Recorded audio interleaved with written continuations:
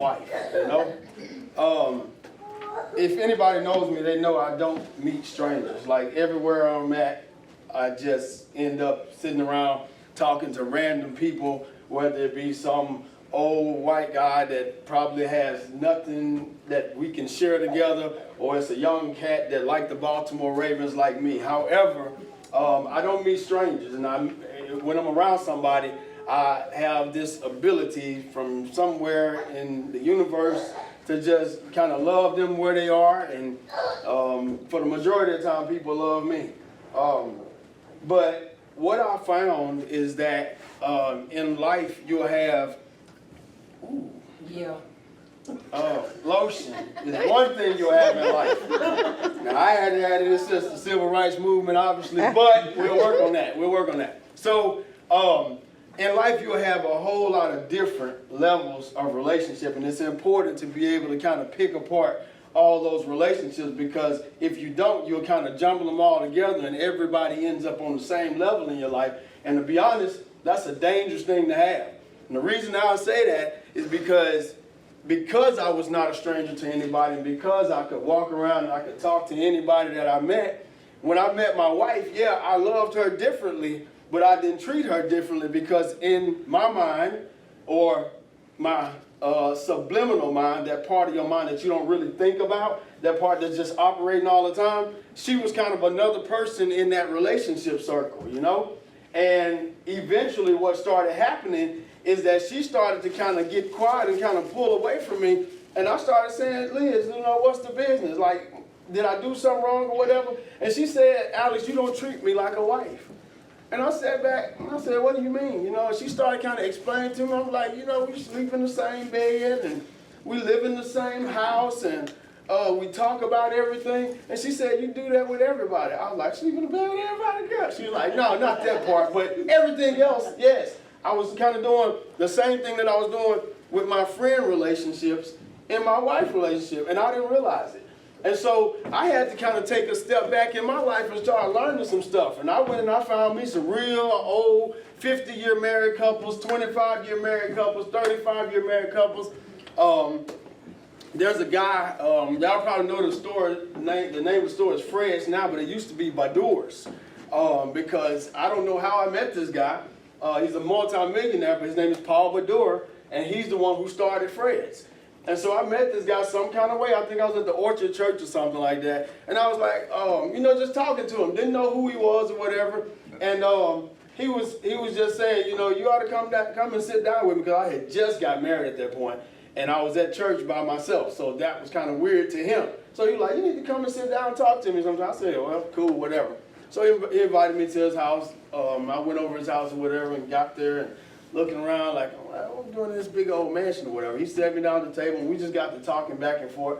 And it was just, you know, like that feeling on the inside that, you know, this was really meant for me to have this moment with this guy, because he had been married, well, he has been married now for 54 years. He married his wife when he was like you, like right out of high school, and they've been together ever since then. He started a multi-million-dollar company, but he shared some things with me. Because while we were there, his son came in and was like, hey, Dad. And his son's probably 38, 39 years old. He was just like, hey, Dad. And he kind of walked through and he said, hey. And he tried to say something. The boy just kind of kept walking or whatever. And he looked at me. He said, you know, Alex, he said, in the midst of me building that multi-million-dollar company, I forgot about my son. You know, he had children at the house. And he was telling me, he was like, so what I don't want you to do is make the mistake of spending so much time with these kids and so much time doing what you're doing with your nonprofit and all that kind of stuff that you mess up your relationship with your wife. You were at church by yourself. Where was your wife? I was like, she was at church too. He was like, y'all was at different church. I was like, yeah. So he was like, y'all need to make that decision together. That's your wife. Because I was just that person trying to still be who I was before I got married. I was going to different churches. I was doing a lot of different communion with different churches, because they were helping me with different parts of my program or whatever. And so ultimately what happened was he just kind of really put me in my place and said, like, you're really about to screw up your marriage, and I can see in the future you screwing up your children because you're spending so much time over here. These are not just your regular relationship friends that you got. This is going to be your family, Alex. And so I had to kind of step back and say, okay, I need to learn how to treat a wife, you know? I need to learn how to have a relationship with a wife. Because I've learned from my uncles and dads how to have a relationship with a woman, but I have to learn how to have one with a wife. Y'all feel me? Or am I losing somebody? You know, it's totally different. You know, I had girlfriends that was having a relationship with a woman, but now you got a wife, bro. You know what I'm saying? And so I had to really step back and say, okay, God, you're going to have to teach me what I'm supposed to be doing for my wife. You know what I mean? And the sad part is, I used to teach this crap out the Bible. You know what I'm saying? Oh, love, you got to love your wife like Christ loved the church, and you got to love her according to the knowledge that you got. And I'm teaching this stuff to other folks, and they like, yeah, and they done got married, and they've been together 10 years, and here I go, my marriage on the line after 2 years. And I had all this knowledge up here, but it wasn't coming out simply because I had not realized that, hey, I got a whole different relationship I got to have right here. This is no longer one of them many friends that you got, Alex. This is your wife. This ain't your woman no more. This is your wife. You know what I'm saying? I'm like, dang.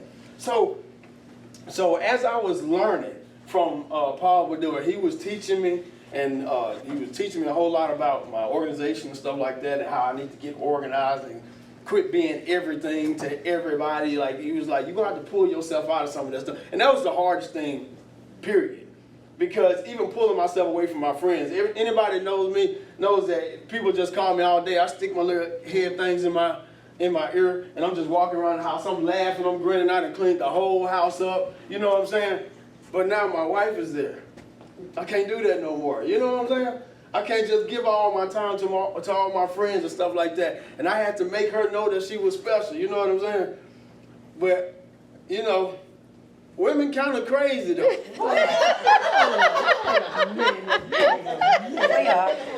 Y'all gotta listen. Go carry on. I said that to be silly, but women are different.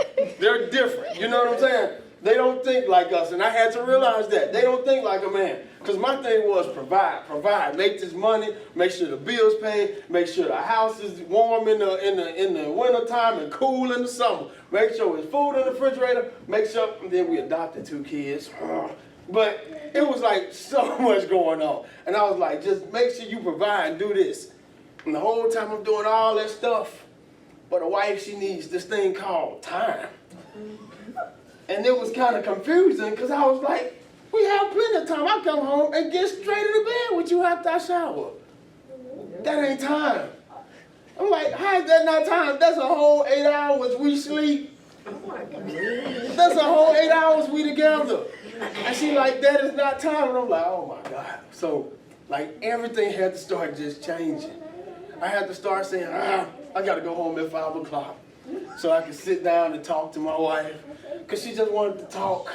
And the reason I knew that she just wanted to talk is because 3 o'clock in the morning, she'll sit up in the bed like the Undertaker and just go to tapping me on my side. And I'll be like, honey, what you want? And she'd be like, did you eat some of the stuff I cooked? You woke me up at 3 o'clock in the morning to ask me about, did I eat? Do I look hungry right now, baby? Do I look skinny? Has I lost weight while I was asleep? Like, what's going on? But anyway, it just showed me that it was so much that I didn't understand about relationships. You know what I mean? And like I said, the sad part was I was teaching this stuff. You know what I'm saying? My pastor, he would sit me down, he'd teach me, and I'm like a disciple. Like Jesus teaches disciples, so disciples, they go teach everybody else. That's how I was. So when my pastor fed me something, I went and I gave it to somebody else. That was me. And so I'm passing along all these messages and wasn't eating it myself. You know what I'm saying? And so I had to step back and say, Alex, you got to sit down and you got to eat. You got to eat what you're given. You know what I'm saying? And I had to realize that this is my wife now. This is a different type of relationship. Now we got these 2 kids with us, and I mean, they were, you know, bad situations, so we had to do what we had to do. And I'm thankful that she accepted that. But even now, I have to talk to her more and more. Say, honey, are you getting sick of them? Are they getting on your nerves? Because, you know, it was kind of my decision to do it, but she agreed. But again, I have to keep checking on her. Because it is some days I can tell that she just really don't want to be bothered by these 2 teenagers that we got. But it's teaching me how to love somebody on the level that I'm supposed to be loving them on. And we all have to do that. We got to figure out where she at, you know what I'm saying? So we can, or where he at, so we can love them where they're supposed to be. Like I say, the dude that I met on a Carnival cruise sitting at the blues bar listening to music, that's a totally different relationship than me mentoring these kids. And then me mentoring these kids, that's a totally different relationship than me having a wife, you know what I'm saying? And so everybody needs to step back and just say, you know, I need to evaluate all my friendships, all my relationships. Because then I got a mom too. I was treating her like my wife. I was talking to grandma more than I was talking to my wife. I love my grandma, man. I'm serious. I don't know why. This little, my mom said, when she used to say, we're going to grandma's house in Mississippi, I used to sleep in the car the night before, ready to get to Mississippi. I love my grandma more than I love my mom. I don't know where it came from, but it's just there. And so, what just happened? She loved her mama more, she loved me. Sad. But no, but that's the thing. Like I was treating my grandma like I was supposed to be treating my wife. Go out, sit down with her every day, talk to her, hug on her, kiss on my grandma. She had an aneurysm about 2 or 3 years ago, and it just instantly, like, she was the old lady. She's 89 now, but when she was 86, she was in the garden chopping with the hoe, you know, planting the garden and stuff, and all of a sudden she had the aneurysm, and it was on her aorta, so she doesn't get oxygen to her body anymore. So like now she walks from her bedroom to the living room, and she's just dog tired. So it's like every day I'm looking like, dang, I'm finna lose my grandma. And so I'm supposed to be loving my wife like I was scared I was gonna lose her too. You know what I'm saying? That's what God showed me, that you need to be showing that type of love to your wife. And I'm sitting there and I was like, well, God, but my grandma, He's like, okay, you can do that too, but make sure you're doing it for your wife. This is your help. And if you don't help her, eventually she's gonna stop helping you. Like, it's just gonna happen. You know what I'm saying? She ain't gonna do it on purpose. It's just gonna happen. So the men, we have our part to play. And brother, I appreciate you coming out, man. Dudes just don't come to stuff like this no more. I'm serious, man. I appreciate you coming out. Everything I ever went to, like talking about relationships, was a bunch of women and me sitting up in there. I was wondering if I was in the wrong place. Like, Lord, maybe I shouldn't have came, you know? But the reality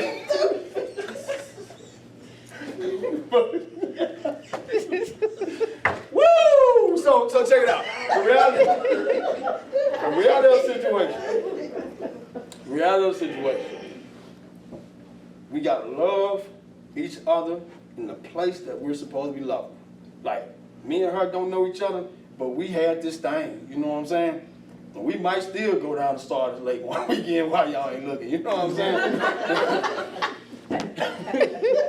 I mean, you know, because we do stuff like that. I'm just saying. So like you build those relationships, you have everybody in their special place in those relationships, and you make sure what you giving them what they supposed to be getting at the place that they are in your life.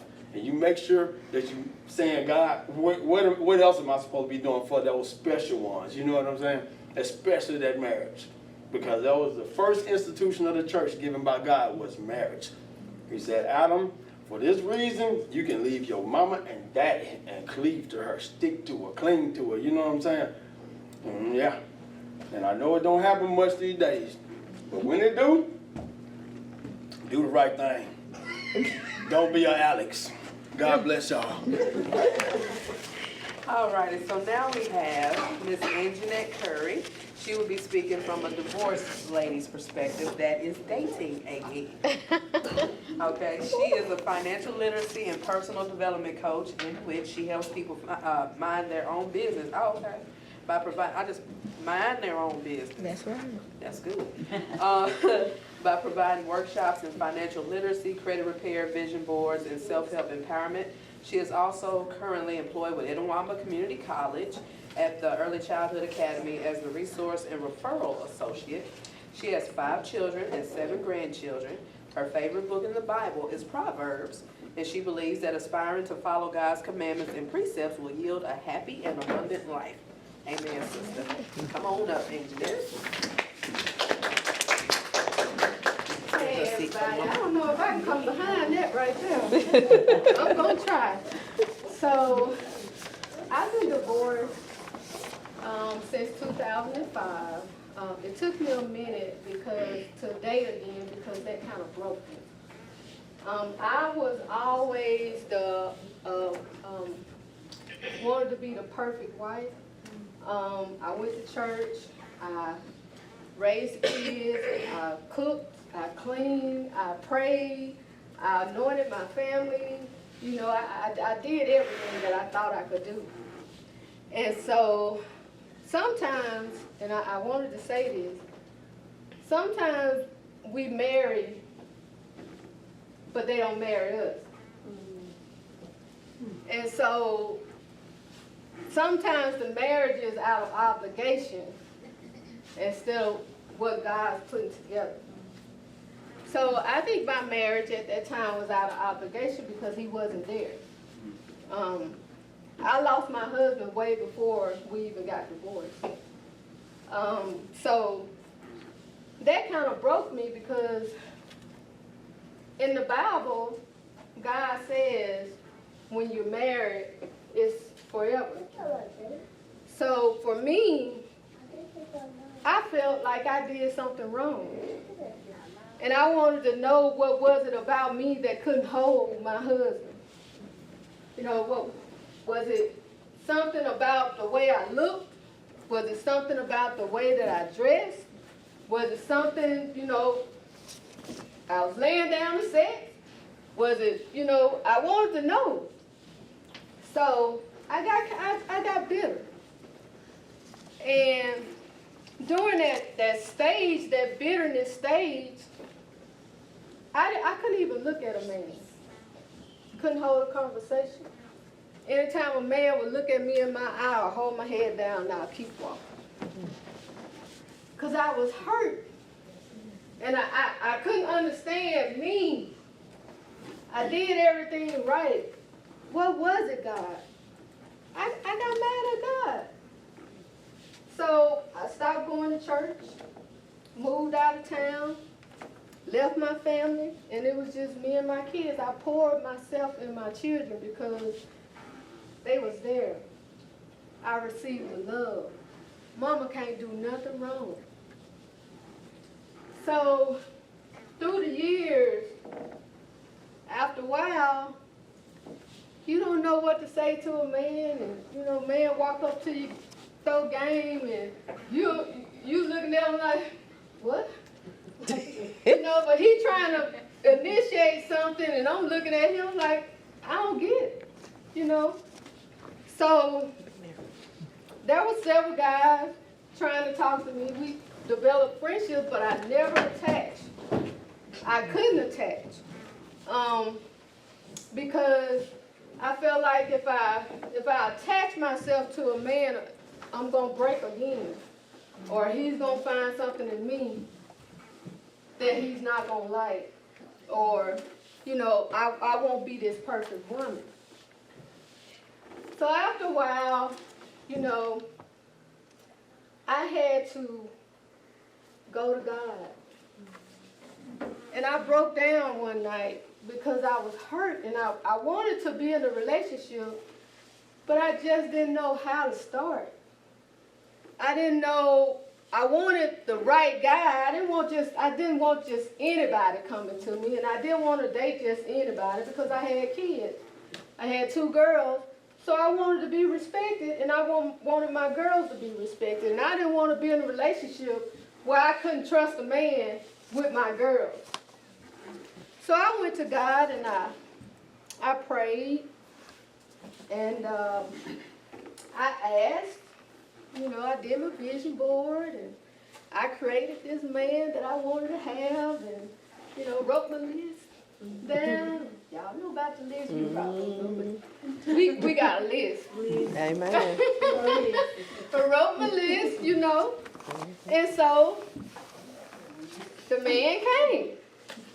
Everything on the list that I had, you know, everything that I asked for. And the one thing that I asked for to let me know that this was the man for me, and I posted this on Facebook. I don't know if this was like So he would kiss me on my forehead.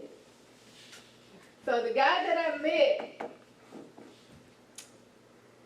we talked like 3 days, and the third day, before he left, he kissed me on my forehead. So I'm thinking, oh, that's him, this the guy, So we dated, everything was going fine. Everything that I thought was going fine. Sometimes we overlook things when we see the red flag because we want the guy to be the guy, but he wasn't the guy, but I wanted him to be the guy. At the age that I am now, sometimes we tend to rush because we feel like our fear for women, older women, is dying alone. Not having somebody that we can pour our love into before we pass away. And I wanted to have somebody that I could be forever with.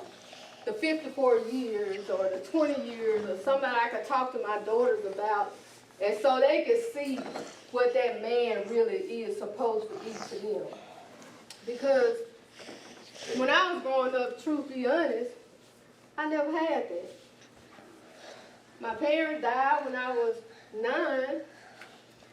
My brothers and sisters raised me. So that part of my life, I never had anybody that I could go to tell me what to expect in a man. So I grew up looking for love, and I thought that love was having a man. That was my definition of love. If I had a man, I'm loved. If I don't have a man, I'm not loved. That's how I felt. So now, through the relationship, I have learned some things through every relationship that I have had. And that's the purpose of when you're dating, is don't take yourself out because you get hurt. It's for you to learn yourself in the process. And sometimes in the process, we give up, we settle, or we just don't listen to the Holy Spirit telling us, you know, he ain't the one. You see them signs, girl. But then you go, but what if I can make him the one? I can work with him. He ain't all that bad. He may have this, but I can really I can deal with that. He may drink a lot, but I can deal with that, right? He may smoke a little bit, I go on the other side, I can get through that, He may have a woman on the side, but I'm the main woman. That was a lie. I'm the main woman. So, all of them, I'm the main one. I'm the one he got out. I'm the one that be seen with him. We settle. So, tonight, I want to tell you, through your dating stage for all the single women, and men take notes. Because all we want is somebody to love us like our Father is supposed to love us. That's what we look for. So when we find this man that's telling me my eyes are beautiful, and I love the way you talk, and he holds you, that's everything to us. We go off feel. How you make me feel. That's how you get a woman. If you make her feel like a princess and she knows that you make her feel like she's your everything, she's going to give you everything she got. She's going to be that queen. Now, I know when you talk and she get mad, what she say? I don't feel. You don't make me feel.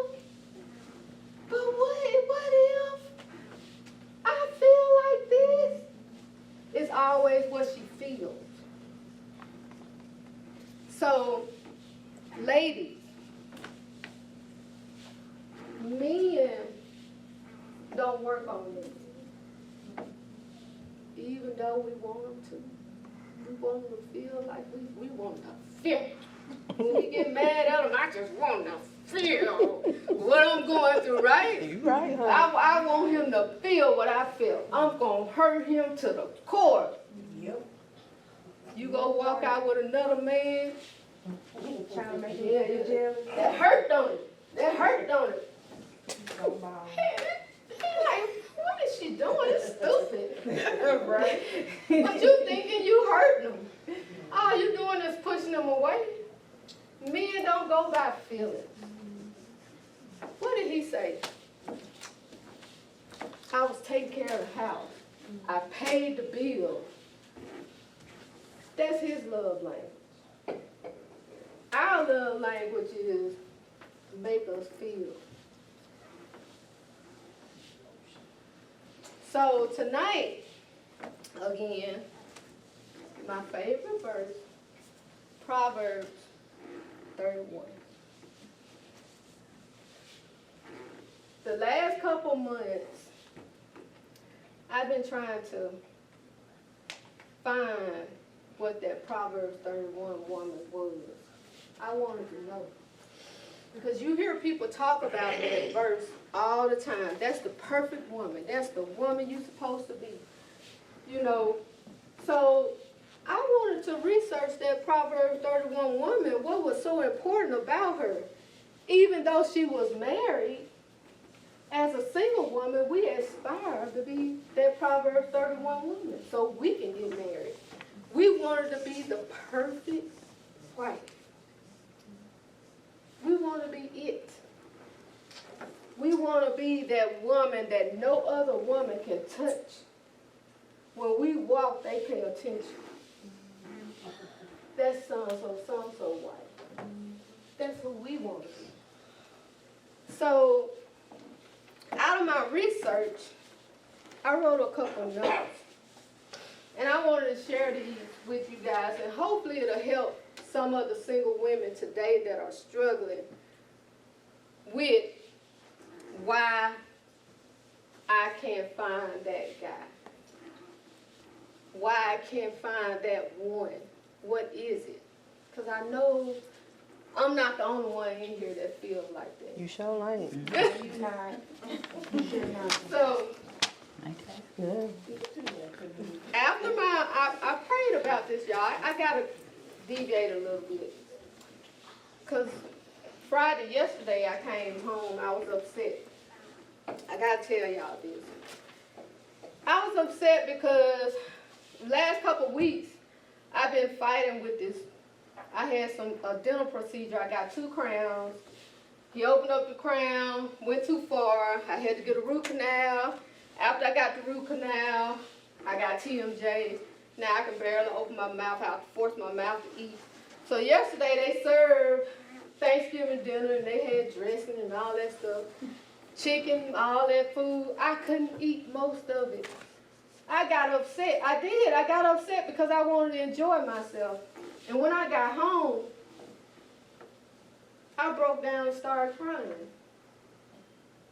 Because I ain't have nobody to talk to tell. And I know some of y'all that are single, you get in those situations to where you just want somebody to come home to where you could tell about your day. If it sucked, and somebody to hold you and say, it's all right, baby, it's going to be okay. I mean, you just had a bad day. And I got mad at God, and I said, God, it don't supposed to be like this. I'm 46. 46. Why? And you hurt. And God told me, he said, when I prayed, because I went to him, and I went in my bathroom. My kids don't know this. I went in my bathroom, and I sat on the toilet, and I talked to God, and I said, I know it's for a reason. And I know this is a lesson that I'm going to teach somebody. But here hurry up, God, come on. Hurry up. You know, hurry up. So don't get frustrated when you're struggling and you're going through. The Psalm 31 woman says, I'm going to read some things and then I'm going to try to explain it. Now, she didn't have to ask her husband permission to do anything. If you notice it, I want you to read that verse. She did everything. When a man looks for a woman, he wants independence. He don't want a woman where he have to tell everything to. He wants that independent woman. She has control over the finances and household. He wants you to know how to take care of your business, take care of his business. If he got to go somewhere, he want to make sure you got it right. He don't want to have to come home. He don't want to have to call and check his bank account and you done swiped it out. He want to depend on you. She works and she helps her husband pay the bills. Did y'all see it in there? She helped her husband. I ain't working. That's the man's job. I ain't got to do that. That's his job. No. That's not his job. She's a helpmate. She helps him. She works, she cooks, she cleans, she supervises. She did everything. She made sure that house was spotless. Everybody that went to that house was like, woo, well. And she worked. She's known in the community. She's an activist and a philanthropist, which means that everybody loved her. She talked to people. She helped them understand what was going on. She was there in the community. She gave out stuff. She was all around. She respected her husband's position. She never made him feel bad. She never threw anything in his face. She never expected him to buy her anything. She showed him unconditional love. That's all a man wants. Right? You want that respect? You want her to say, right? No?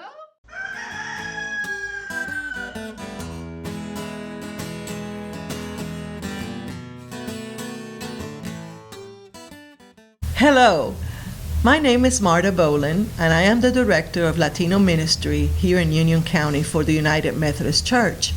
We are developing a Reading Buddies program to read to young children, Latino children actually, kids that are struggling in school that need someone to read to them in English. We do this every Tuesday from 4 to 5:30 at Calvary Methodist Church. So if you're interested in coming, just show up. Come, and we'll give you a book and you can read to our kids. We need English-speaking people to read to our kids, so please come join us.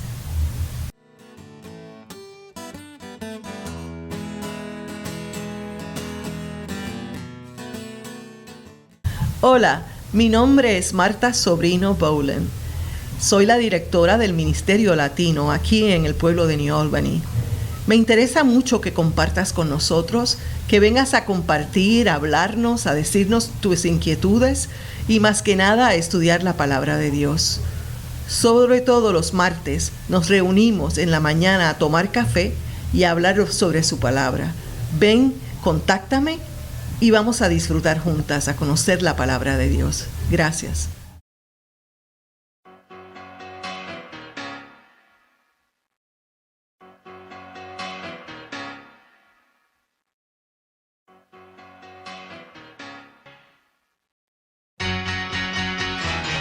Just take those old records off the shelf. I sit and listen to them by myself. Today's music ain't got the same soul. I like to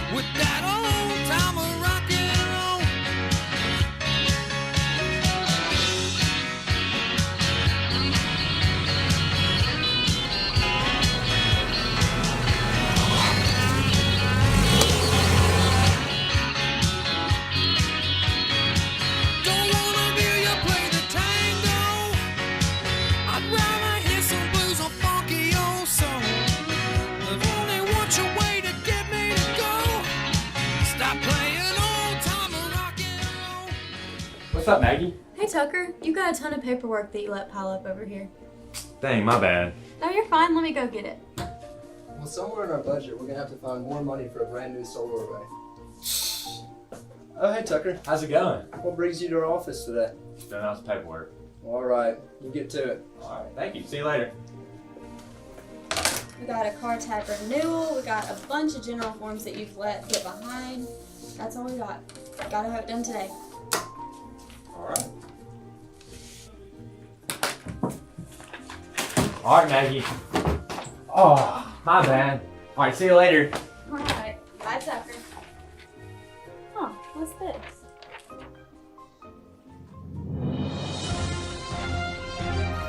Good morning, New Albany. My name is Rosalie Roberts. And I'm Max Spencer. And you're watching Inaye News. We have just received reports that 28-year-old motivational speaker Tucker Shannon has just put his name on the ballot to run as mayor in this upcoming election.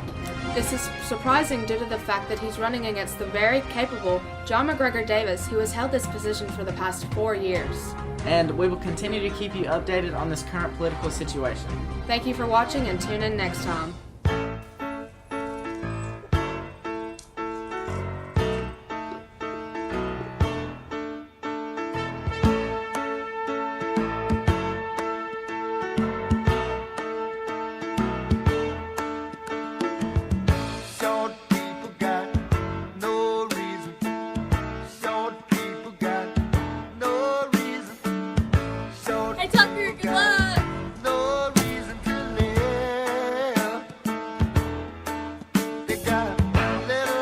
Hey, Tucker. Hey, Tucker.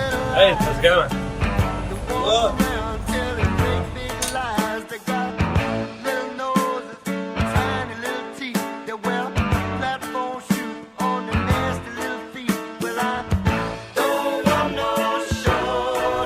You got this, Tucker.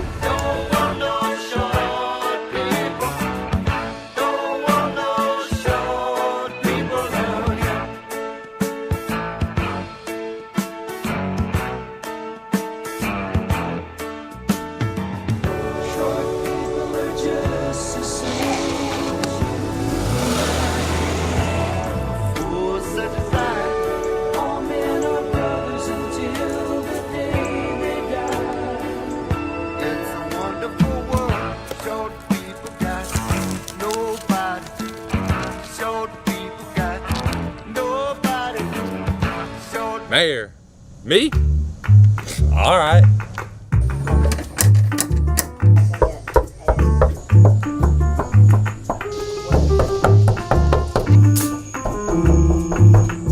Oh, hey, Tucker. Hey, y'all. Hey, Tucker. Kids, quiet down. I'm running for mayor. Can I count on your vote? Mayor? Really? Well, you can count on my vote. Good luck, Tuck.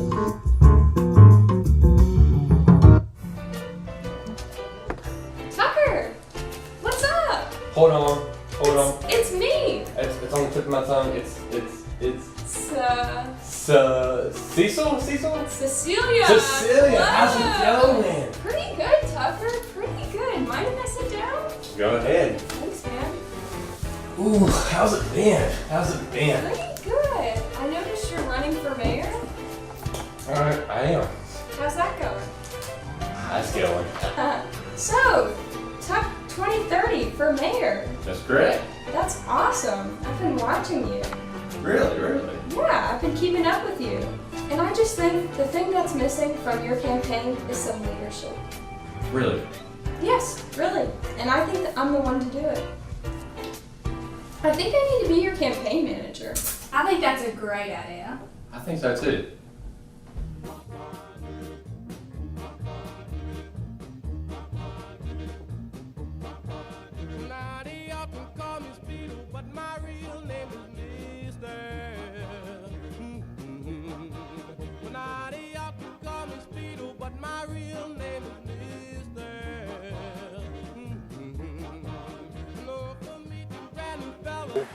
Alright, great. So I lined up for you to speak at your old high school. Just present a speech and dress up, and Mayor Davis will be there, so be as mayoral as possible. All right, sounds good. Inaye News is back and for good reason. Mayor Davis and candidate Tucker Shannon are both preparing their speeches to be given to the students at their former high school. Even though most of them will not be able to vote, we are still excited to see the reactions of the future generations of New Albany, Mississippi. And maybe it'll even spark interest in the future voters. I'm Rosalie. And I'm Max. And you're watching Inaye News. Alright, so today we have two really awesome speakers, two gentlemen in our community. First, I want to introduce our current mayor, John Davis.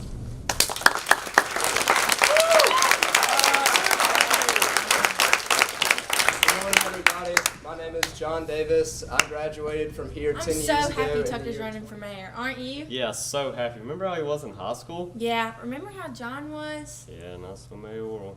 I mean, not to say he's not cut out for it. No, of course not. He's a fine mayor. You know, a lot has changed since we were in high school. Yeah, I like the dress code. Oh, they're done.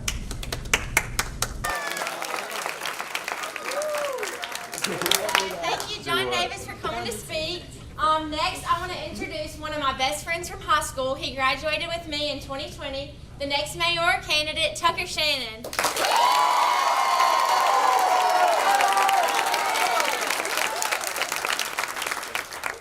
All right, I'm Tucker Shannon, and I'm running for mayor for 2030. One word, grit. You may have thought, hey, I eat grits for breakfast, but that's not it. Ha ha ha, it's funny. Yeah, one word, grit. The definition of grit is character. It defines character. I mean, when I think of grit got me through high school. It really did. All of my knee surgeries and stuff like that. But you know what? I think about grit, it's when adversity hits you right in the face. What are you going to do about it? That's grit. I want everybody here at New Albany to have grit. Thank you.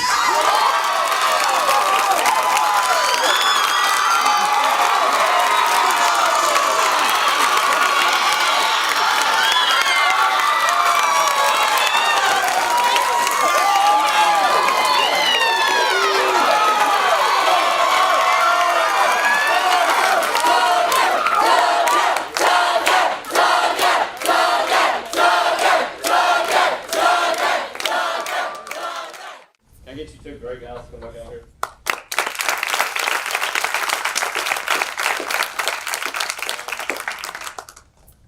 Does anybody have any following questions for these two? What are your future plans for New Albany High School? I'm going to expand it. I know our basketball gym is not good right now. I'm going to make it the biggest stadium in the state of Mississippi right now. Yeah,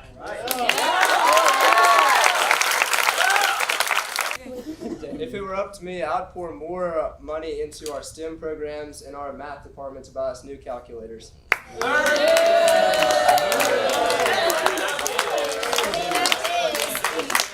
Any other questions? Mr. Shannon, have you always dreamed of being mayor? Good question, young lady. Well, actually, I really didn't mean to sign up, but when I thought about it, I think I'll be a really good mayor for the city of New Albany.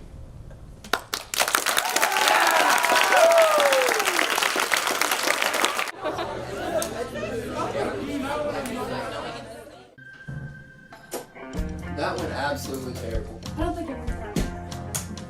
That was bad. We gotta do something. Well, what was so bad about it? Everything was terrible. Told you I should have ran. Well, you didn't run, Mitchell. Well, what do you want to do now?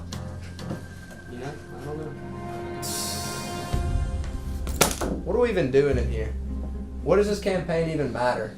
I've been in here for 4 years and we're back where we started. We have another person running for mayor and I just look like I'm just some random candidate off the street. Maybe you are. So back to the debate. What was so bad about it? And I heard a few people yelling nerd at you, so I'm go from there. Well, that was me. See, that STEM thing was pretty stupid.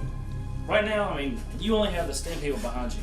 Tucker, he's got the whole city following him, and they're all by his side right now. For instance, the gym. Is that really all that matters to people though? Is a new basketball gym? You know, basketball is a big part of this town's what they do. So yeah, it really is. Sometimes you gotta quit being a nerd. Sometimes it's just time to man up, get some guts, and just do what the people want sometimes. Popularity, man. Popularity. And that's what Tucker's got. Tucker has got it. He's revealing to the whole, not just. There's 1 week left until the election. This is our last shot if we want to remain here in office. So tomorrow I want each of you to come in the morning with 3 new ideas on how to jumpstart this campaign on the last week. Well, I've got one right now. Quit being such a nerd. I'm Rosalie Roberts, and I'm here with Max Spencer. And tonight we are with both of the mayoral candidates for 2030. Let's all take a minute and introduce ourselves. Hi, my name is John Davis, and I've been your mayor for the past 4 years, and I hope to continue serving you. Hey, my name is Caleb Bader, and I'm John's campaign manager for this current election process. Hello, I'm Tucker Shannon. I'm running for mayor for this year. I'm Elena Shannon. I'm Tucker's wife. I'm Cecilia Pullman. I'm Tucker Shannon's campaign manager. Mayor Davis, what has been your greatest accomplishment through your life? Well, I think my greatest accomplishment has just been able to be in the position to serve the people of New Albany for the past 4 years and hopefully continue to serve them throughout their next term. Mr. Adair, so we heard about you at the debate the other day, and you said something kind of controversial about Mayor Davis. Can you tell us where that came from? Yes. Well, see, we actually ended up having a little conversation about that, and we really just worked through some issues in that. I think we're on the same page now. I think so as well. Mr. Shannon, if you were elected mayor, what do you think that you could bring to the table? I think I can bring a new sense of spirit into the city of New Albany. I know that I'm really good friends with my pal John, but out in the old in with the new, I think this city needs me. Okay, so out with the old, in with the new. Are you saying that John's methods are old and outdated? I don't think his ideas are right, but I think the sense of presence that John has is kind of old. I just need a new figure like me. All right, so John, how do you feel about practically being called New Albany's dirty laundry? Well, I think debating the social politics involved in the debate between two people is just unnecessary when what we should be focusing on is the values that matter to our city and what can push us farther as a town. Well, also, Mayor Davis, I think another thing that should be mentioned is, where's your wife tonight? She's unveiling our new disc golf course on the south side of town. So your wife thinks that being at a disc golf unveiling is more important than being here with you tonight? Well, I think disc golf is more important than a lot of things.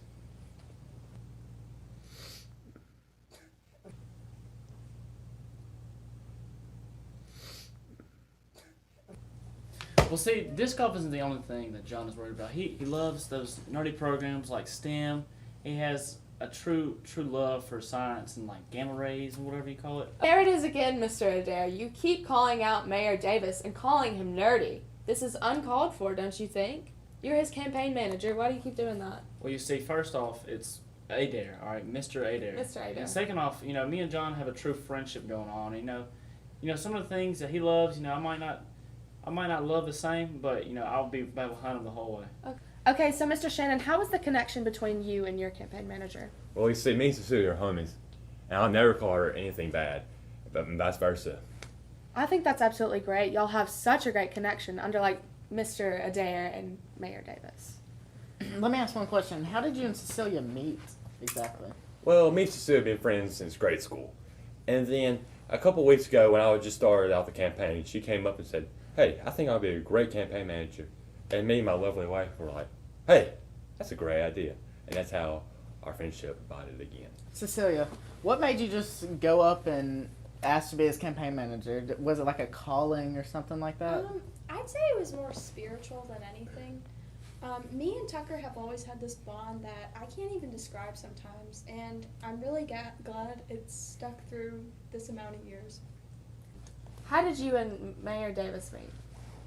Well, I've known him since my freshman year of high school. We came in together in the same grade, and we really bonded through those 4 years. But then after that, we seemed to sort of just fall off and just go our separate ways. But then about 5 or 6 years ago, I was scrolling through Craigslist on a Saturday evening, and I saw there was a ad for a partner in a disc golf tournament, and I saw that it was Mayor Davis, and I was just really excited. And I was like, maybe we should get the bond back together.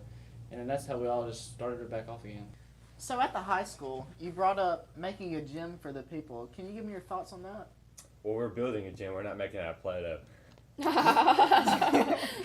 Well, everybody seemed very excited about it. Do you think that this could be one of your main accomplishments, or do you have any more?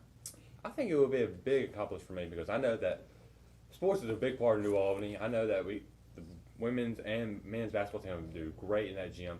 So what have you accomplished to make yourself a good political candidate? I think we've answered this question several times, and I think I'm honestly just tired of debating who's the better person, because I think our actions have really shown that. So I think there's some stuff I need to attend to, and I think it's time for us to go. Thank you. Get out of here. All right. So obviously Mayor Davis does not think this interview is important enough to stay in. Mr. Shannon, what do you have to say about this? Ooh, it's getting kind of hot in the kitchen, don't you think? Well, I mean, if it's too hot, get out of the kitchen, right? All I know to say, the momentum is in my favor. All aboard the T train, baby. Let's go. All aboard the T train, baby. Let's go. All right, well, that sounds like a wrap. I think so too. Thank y'all for letting me come on the show. Thank you for coming. Anytime. It's great to meet you, Mr. Shannon. All right, and y'all go cast your votes for Tucker Shannon as mayor 2030. Welcome back to Inaye News. If you didn't catch our mayoral special, then you've missed out on a roller coaster of events. It's election day. But it's not over yet. The polls are still up, and so go cast your vote today. This election season has been crazy, to say the least. But I think we can all agree that it is anyone's game. 2 candidates, 1 mayor. Who will win? Cast your vote now.